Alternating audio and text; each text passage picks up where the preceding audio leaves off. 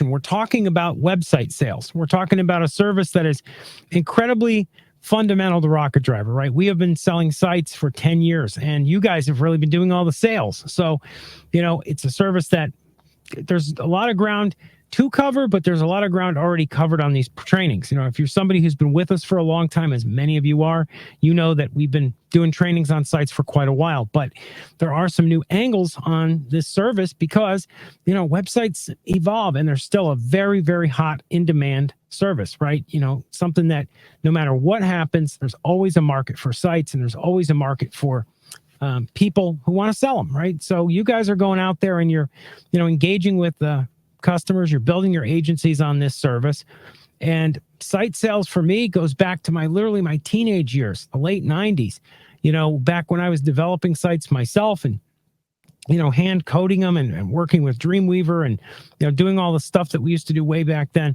Lots evolved, lots changed, but it's still a really great service to sell. So why sell websites, right? Fundamental first question of the evening. Why sell them? Because, now we got Rocket Driver 3.0. Some of the people on here, you guys are brand new, right? You're looking at websites and, you guys are out there wanting to sell SEO and all this other stuff, but you're still a huge market for sites, and sites are like the mothership, right? As Tom's always saying, it's an anchor service. And the reason for that is, of course, because sites are the central hub of business, right? Businesses have to have first a website, then you sell them SEO, then you sell them reputation management, social media management, business listings, and everything else. You sell them all that stuff after you've sold them the site, right? So it's still, a central service, and websites are very profitable, right? Sites, let's face it, they're very profitable, especially from Rocket Driver, because we've had so much time to get ourselves so refined. I mean, our prices for sites they're just really, I can't believe them. They're rock bottom, really. We are incredibly, incredibly competitive when it comes to site pricing. And sites are something that we do very efficiently, very well. We develop sites quick. We have a great platform. There's a lot of good to be said there about websites from us. And, that's kind of tooting my own horn, I guess, a little bit, but it's still the truth, right, guys? And websites are completely scalable. You can have a stable business with hundreds and hundreds and hundreds of websites sold. And, you're aside from the occasional edit and, change here and there, your clients, they just pay hosting every month, right? You make a little bit of money off of that, a lot of money off of that for some of you. But the point is, it's a scalable service. Upsellability, I think, is going to be very, very big. And it's something I'm certainly going to emphasize and talk a little bit about tonight, because the upsellability of sites really can't be overstated. When you're going out there and you have yourself a whole bunch of clients and, there's people, a bunch of you are saying, yep, Mark, okay, yeah, he says, yeah, he knows. Yeah, because, like Mark, he has a whole lot of websites sold, right? And that's what you're doing. You're going back to your customers and you're selling them all the new 3.0 stuff. Yeah, that's what's going on. There's a lot of upsellability, especially when you plug websites into all the other services. And there's a high demand. Websites are one of those things where people say it's not like the old days, man. They get all into that. And it's like, okay, yeah, it's not like 1995, when people were getting their first computer. But sites today, ever since 2007, really, it seems like it's just taken off, right? With more and more automation, with more and more of a thrust in the direction of, doing e-commerce and efficiency and tying business systems into sites. There's a lot to talk about there. Sites are now playing such a central role. Tonight, I'm going to talk to you about a bunch of different sort of satellite topics, right, that are all kind of hovering around the website, right? We're going to talk a little bit about the client side. We're going to do some talking points, some of the points that you bring up. We're going to talk about consulting, because that's very, very important. The development process itself, how's that work? Some common errors people make, and some of the key benefits of Rocket Driver's websites. And when we talk about key benefits of our sites, remember this, guys. A lot of what I'm going to cover tonight, I promise I'm not going to get all hung up on it, but a lot of the deeper topics, the deeper subject matter there is in training, right? I'm pulling from that. So I'm not going to go over every single feature or every single thing, because that's been gone over. You guys have gone through training. You know exactly what the key features are, but we're going to talk about it here and how it pertains to sales and marketing and all that kind of fun stuff. I'm going to go over some FAQs. Final notes, and of course, as always, I'm going to take your questions. So let's talk about the client's perspective. This is my experience. This is also the experience I've had, being a trainer at Rocket Driver. So it's my experience when I sold sites many years ago now, actually, which seems like yesterday, but it was many years ago now. But it's my experience in being the tutor for you guys for so long, right? Clients sit there and they have all these ideas in their head. These are all the excuses why they're not going to buy a site, right? It's expensive. A lot of them think, a new website's going to cost what the old one cost, right? You had people, I've met them many times myself, that said they spent 7, 8, 10, 15,000 on a website. They're not going to talk to you. And when you tell them I can do a site that's better than the old one for 5,000, or, say maybe it's 3,000, whatever, they're like, no, it couldn't possibly be. I paid 10,000. That was the top of the line website. No, that was the top of the line scam. Time consuming site development. Many times people look at it as a major consumer of their time. They look at it as something that's not going to, give them a big benefit for that. They look at it as too technical. You guys ever watch the show Shark Tank? Any of you here? You've been on that show before and you've seen it, how, some of them tear into these technical people because the technical person obfuscates, right? They throw up smoke, right? They hide behind the technical terms, and they, whenever they're asked a hard, straight question, they turn and say, well, no, I can't answer that because you wouldn't understand. That's the typical stereotypical line. A lot of people feel that way about websites, like it's too technical for them to understand, so they're going to get scammed. Some feel it's useless. People who've thrown a lot of money at something, gotten no results, that's logic, right?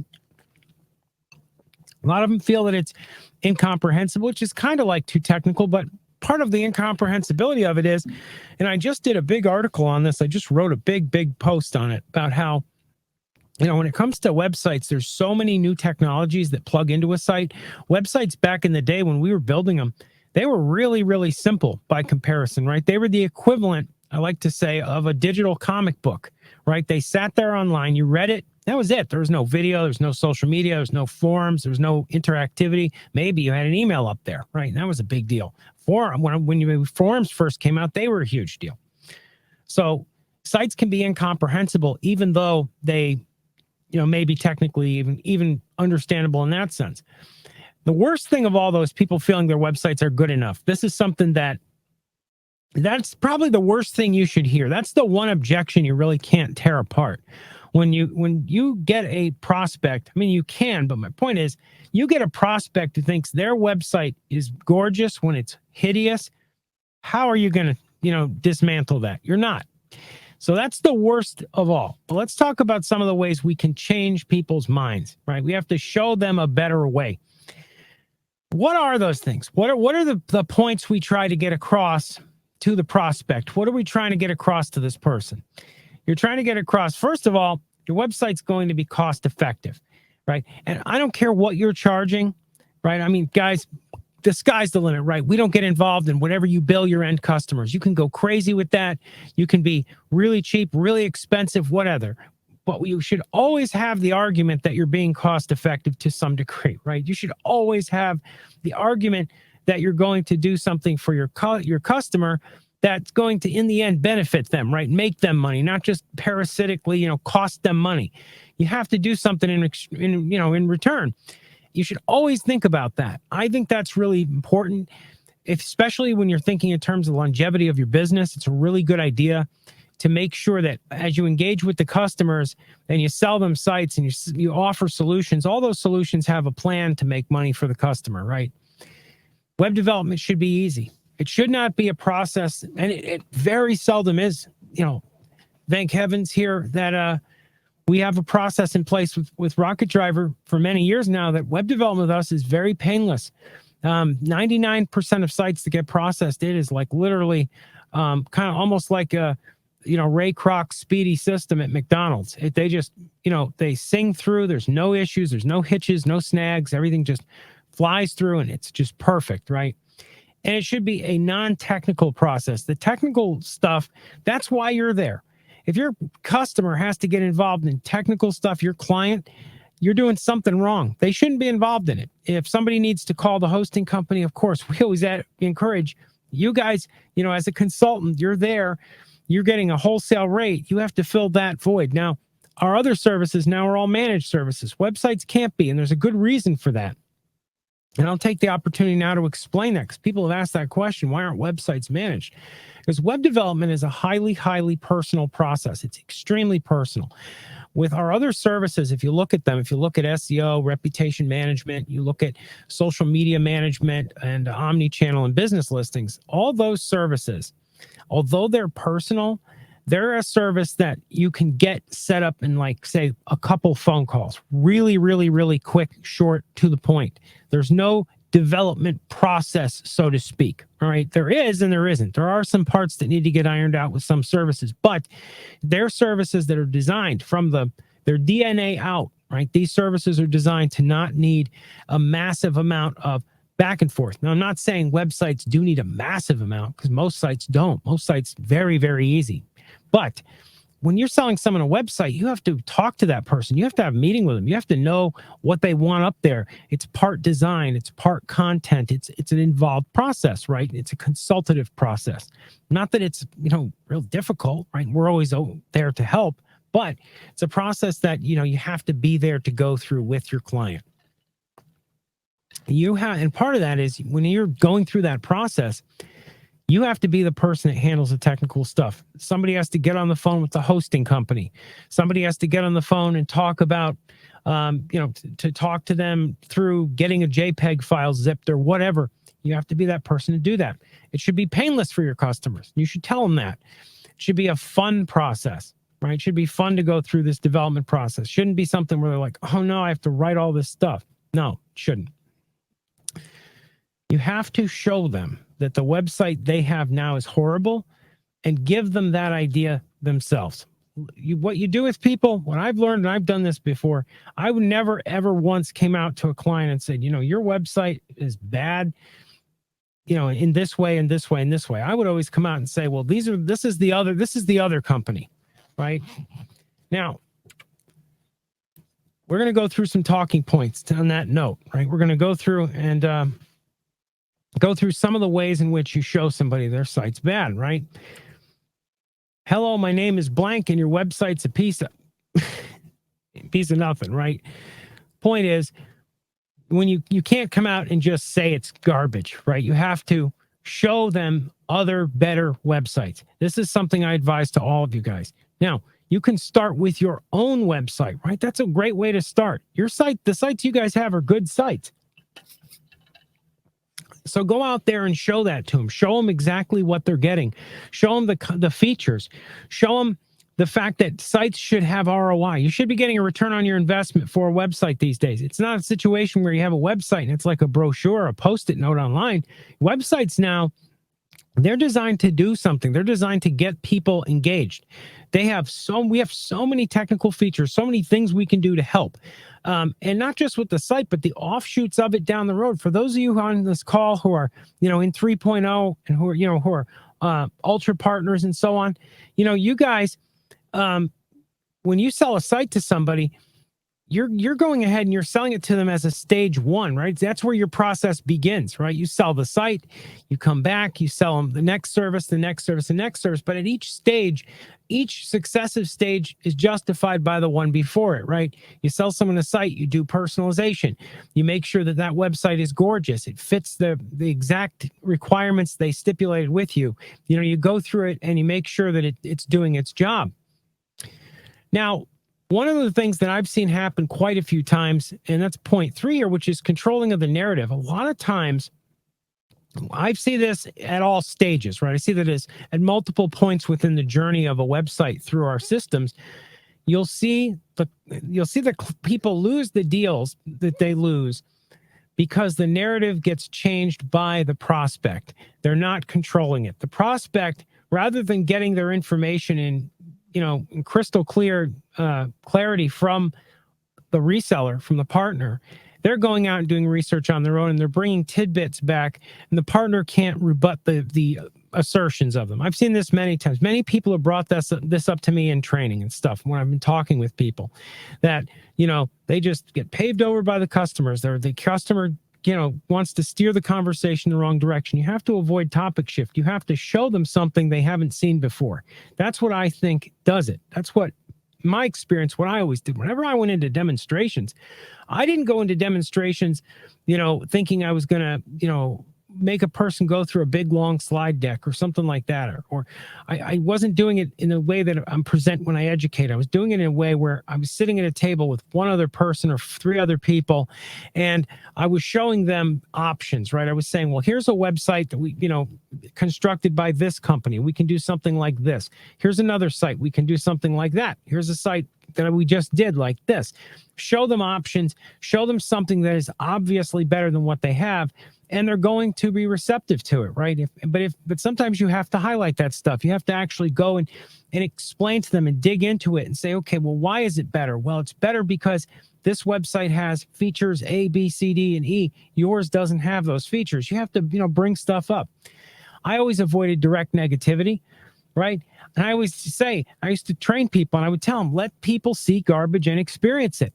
If their website, right, if they say, well, what's wrong with my site? And I open up their website and I say, well, here, it didn't load on my iPhone.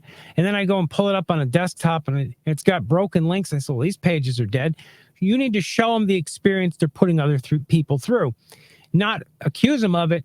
Show them, right? And that's how you do it in demonstrations and stuff. When you show them what they have now is not doing it, you show them it's not loading, you explain the problems, then you show them solutions. When it comes to explaining features, this is a tough one, guys. I've seen this fail a lot. I'm sorry, guys. I'm developing a cold. My throat's, I'm just drinking water here. Trust me, it's not liquor.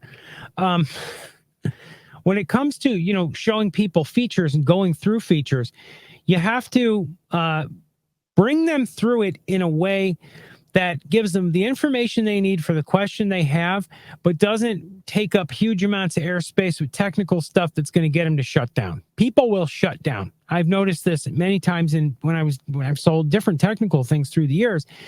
People have a certain tech tolerance, right? Where if you go beyond it, they're not hearing you anymore.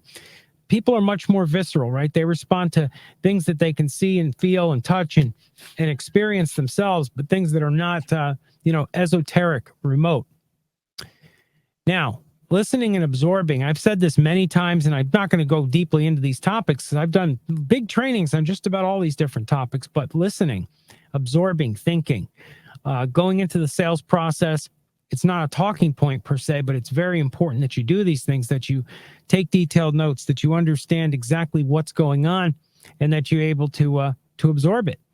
And doing your research, right? This is huge. And I just did a big article just today on this, on research, the importance of it. Not deep research. I'm not saying, to stalk somebody, but when you have a prospect, you should know what their business does. You should, go on Google and look up some competitors in their industry, look up some successful companies in their industry, show them what those businesses are doing, get some ideas. It'll even give you ideas, right? And as far as doing research, you should know their business model a little bit, have probing questions to ask. So when you sit down and have a conversation with this person, you can have a conversation that's about them, not about you. Right? Because if you don't know anything about their business, it's going to be much more difficult to have a pointed conversation that you can control and steer. Now, having said all that, consulting is the name of the game. And I'm not going to go on too long about this, but I wanted to cover this point, right? I think consulting in consultative sales is what we're all involved in, whether we like it or not. We're not selling, like I've always said, my time-honored saying is we're not selling toasters here, guys, right? We're not. We're selling something that is a process, right? People ask me, Jake, do you sell websites? I say, no, I couldn't. I can't sell a website. Never sold one in my life. I've sold web development and I've built sites. I sold my process of building sites, just like a builder sells the process of building a house. They don't actually sell the house, all right? And when you do that, that means that I'm selling my credibility, my trust, my skills, my ethics. I'm selling a lot more than just something tangible that exists. I'm selling something intangible that's, ephemeral, that's incredibly, incredibly important. Now, you have to do consulting properly, and you need to learn how to do consulting. Consulting is not something that you just, pull out of a hat, but it's not difficult either. Most of the people I know that were successful at consulting are just the same people who could go through training A to Z and look at the materials, download it, comprehend it, understand it, and utilize it. Because all it really boils down to with the process with us guys is this: going into that business, knowing your service, knowing the feature set, and being able to look at the situation and apply the feature set to that situation. That's what it boils down to with Rocket Driver. You don't have to climb walls here.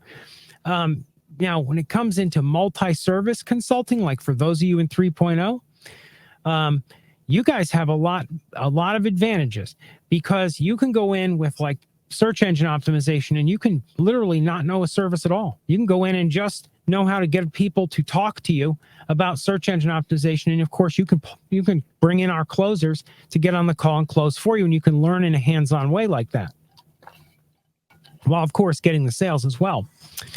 When it comes to those of you who are in Rocket Driver Classic or Rocket Driver 2.0, you're in a situation where consulting, you have one service really just to worry about, just websites. And we have tremendous training. We have 10 years worth in there. Going out there and doing it, though, it's something that it's not hard to do. It's just about sitting down, like I said, applying solutions. It's very much so about your perspective. If you have the perspective that I'm going to go in and literally just, go in this situation and try to shove a website on everybody without listening or without understanding what they need, you're going to have a tough time. But if you go in and you literally document what they need, you figure out what they have, you figure out the budget, you get a quote from us, it all just comes really naturally. It's not that complicated. Now, I'm going to shift gears here and talk a little bit about our development process just for a minute, because, we've had people who, don't understand the development process, right? Through the years, not so much lately, but through the years, we've had people who don't, they can't comprehend that it's a structured process. With Rocket Driver, the way it works is this. Very, very simple. And I think all of you here should know this already. So I'm going to go real quick. With Rocket Driver, when you go out there and you get a quote from somebody, you meet your prospect, you get in front of them, you download the information on what they need. That's basically what you're doing, right? You're sitting down and you're figuring it out. You're listening to what their business needs are. You're figuring out their budget, whatever. You figure out that they need a 5 or 10 page site or 15 page site, whatever it is. From there, it's just getting a quote from us. And then from there, you close them out and it's just getting us information. It's a fast but structured but simple process. It's not a process with a lot of parts and pieces and things that can go wrong, because we're there walking you through it every step of the way. Very much so a structured process that you're going to go through with our help. One of the things that's important about this whole process is that with the way that we've built sites, everyone should know at every step what their role is. And this is a part where errors happen, when people don't understand where their role is in the process. And it's something that, it doesn't occur much at all. But there are situations where people don't do the right job of consulting with how many pages a site has. They don't get that information over to us on time. Things slow down because development slows down, because there's miscommunications and stuff like that. And I can tell you this, guys, every time that's happened that I can remember, it's never been us. It's always either the client or the partner, and not getting the information back and forth because that communication chain broke down. Now, I'll go over, some of these errors, and I already just said poor communication. Most of these are minor things. Incorrect usernames and passwords. This stuff happens all the time. It's really nobody's fault, but it's something that you should check on. Remember this, when I talk about development errors, guys, this isn't like a negative, because I don't even think there's one person on this call that's ever had a problem with this.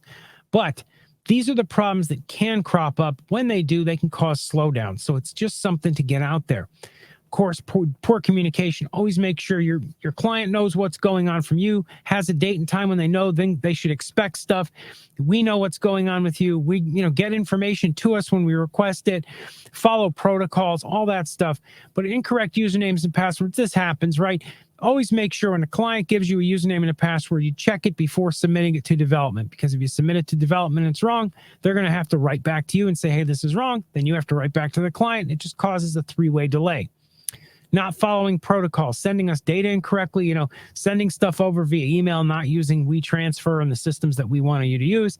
The reason we ask you to use that stuff, it's not because we're trying to avoid you doing it your way. It's because everything with us is archived and professionally handled, right? When we do a site, when we're doing development, we're making sure that we're handling everything very professionally on our end. And we want things to be sent in a way that allows every party on our end to do their job. And frankly, that's part of the whole development process, right? We have to put things together in a way that allows our systems to work well with internally and externally.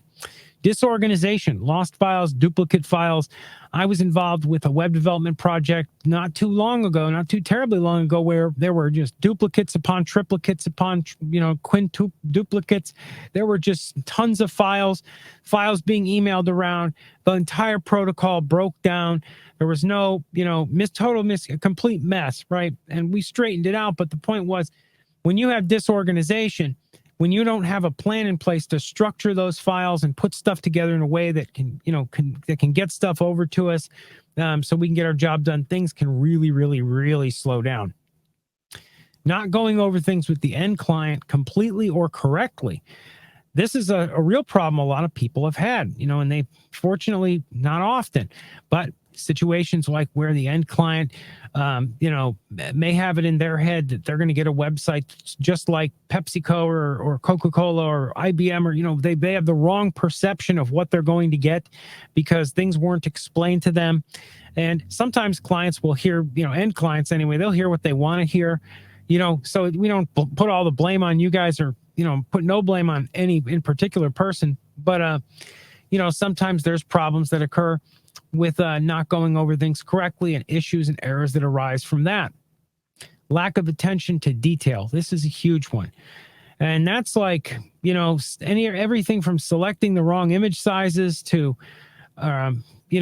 just bad color schemes, all kinds of different issues. And I'm going to show you some sites in a moment. We're going to go over a couple fine points on this, but attention to detail, generally very important in business. Okay, let's see here. Next slide.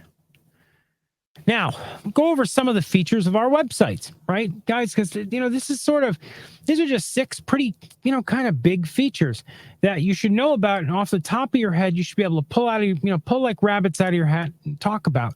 Number 1, the CDN. The fact that our websites are served up from a content delivery network, right? What does that mean? Well, that means that sites from Rocket Driver are, first of all, they're software as a service. They're hosted on a CDN.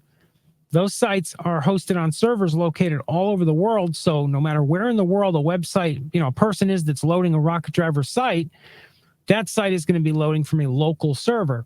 This also bulletproofs our sites from going down, because it means there's mirrored copies.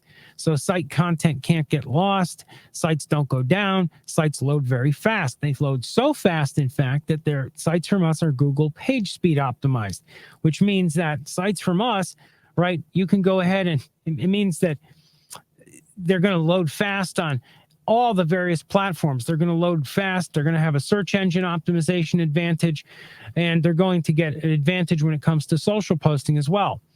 Analytics, recruiting, managing, and motivate. Oh, I'm sorry. There was this problem with the slide here. I'll just go over it anyway. The analytics. When it comes to our sites, we have a massive analytics backend that's really, really, really solid. You guys all know it. What you see is what you get editor, so they can go in there and they can edit the sites very easily. They can take a look at analytics that are incredibly detailed. They can even go into a map view and see where people are coming from that are going to the site, all the way down to counties in some places, I believe. Very, very strong analytics.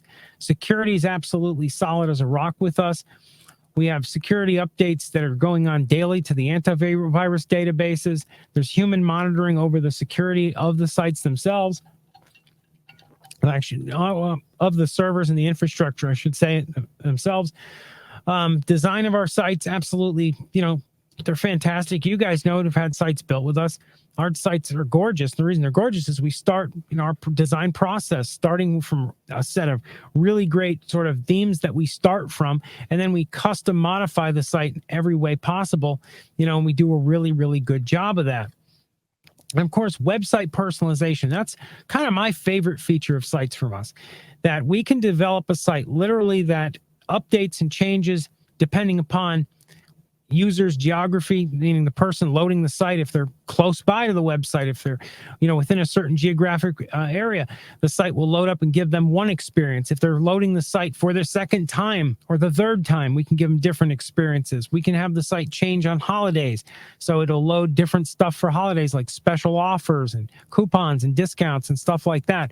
We can have the site change depending on time of day. Later in the day, it'll load up differently than in the morning.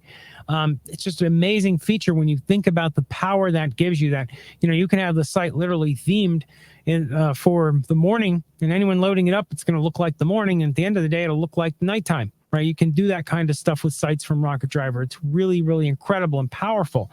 And personalized experiences from all accounts, from Google and everybody that, tracks this stuff, they all say this is the way to go for sure, because it's going to drastically increase conversion. Now let's go over some client questions. I'll talk about a few of those, guys. Then I'm going to take questions from all of you. Answers to the most common questions we hear. Okay, here they are. And this is actually, I put this up here in response to somebody asking me for this. How much will a site from you cost? This is a question that you guys apparently get a lot. How much is it going to cost? Well, the way I would answer that, and the way I've answered it in the past, is I don't know what you need yet. I have to talk to you about that. You have to figure out what that client needs.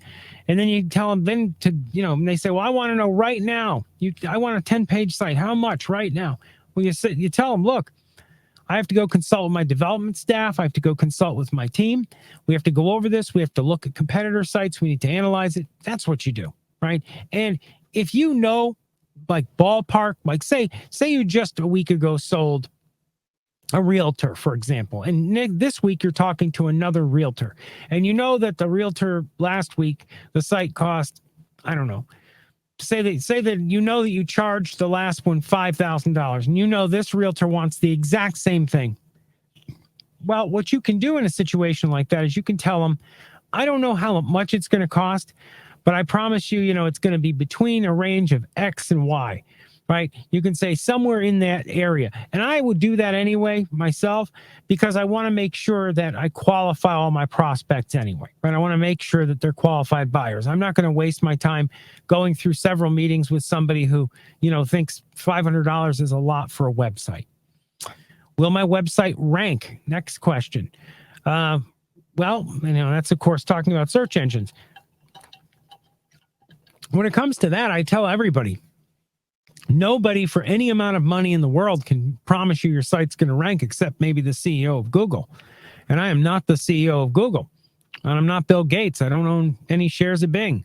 So, it's a non-question, really. It's a completely nonsense question. It's very backwards. And, when people ask me that, I tell them, nobody can promise you. I just answer it very candidly, very straightforward. Anybody who promises you that your site's going to rank is lying to you. Point blank. That's it. What if I get hacked? This is a question people ask, and it means so many different things all at once, right? Think of that question for a minute. What if I get hacked? I mean, your computer gets a virus, your email account gets hacked, your Amazon account gets hacked, your social media account. What's getting hacked here? Because our servers aren't going to get hacked. That doesn't mean that you can't go and do something foolish and get your site locked or you can cause problems. Anyone can have problems happen, but it doesn't mean the server's compromised. Doesn't mean the site is hacked.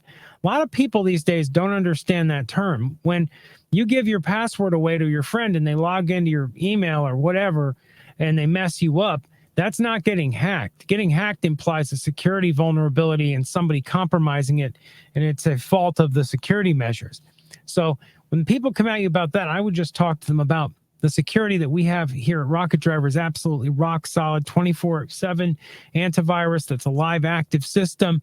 We have human monitoring going on. We have a CDN. We're very solid for security. How long? Oh, sorry about that. How long will it take to build? This is a complicated question too, because you have a situation where, one site might take no time at all. Another site might take a long time to build, and they might be the identical site because the client is really usually 9 times out of 10, the one that's slowing down the process, right? When sites are being built and things are going slowly, it's almost always the client not getting content over to us, not getting graphics over to us, not doing stuff on their end. It's almost never, ever, ever our end. And I mean, it's almost never a partner's end either. Why should I buy from you? I can do it myself. I love these people. When I get those, I absolutely love those because I've made a lot of jokes in the past about this. I've said, yeah, I carry a pocket knife. I'd hand it to him and I'd say, hey, your tooth needs a root canal. Here you go, buddy. You know, you can do that with a pocket knife. You can do anything yourself. You know, you can go and give yourself surgery. A lot of things you can do that you'd much prefer go to a professional for. And I'm a professional at building sites. If you want to do this yourself, you can go online. You can mess around in one of these editors. They're out there, right? Try to build your site yourself. When it comes up, you know, a pile of garbage, you're going to end up paying somebody. So why not just pay me now and let's get it over with, right? All right. Now, final notes, just some random helpful things to help you sell more sites. All right, guys, few things here, starting with studying before selling. Every single person should go through training. If you don't understand what you're selling, you're not going to be able to sell it very efficiently. You need to go through training. You have to do that. Follow procedures at all times. Absolutely crucial that you do that you go through and really follow up on those procedures in a big way. And when support tells you something, listen to them. Ask if you're confused. Don't sit there and, develop confusion and then allow a problem to snowball. I've seen this happen before where a person was confused about some minor point. Maybe it was a point about a graphics file or something they just weren't clear on. They sold somebody and they allowed that small thing to snowball until it became a real problem for them. Next thing, guys, check out our blog. You can go to rocketdriver.com. We have our blog up there. I'll show you it in a minute.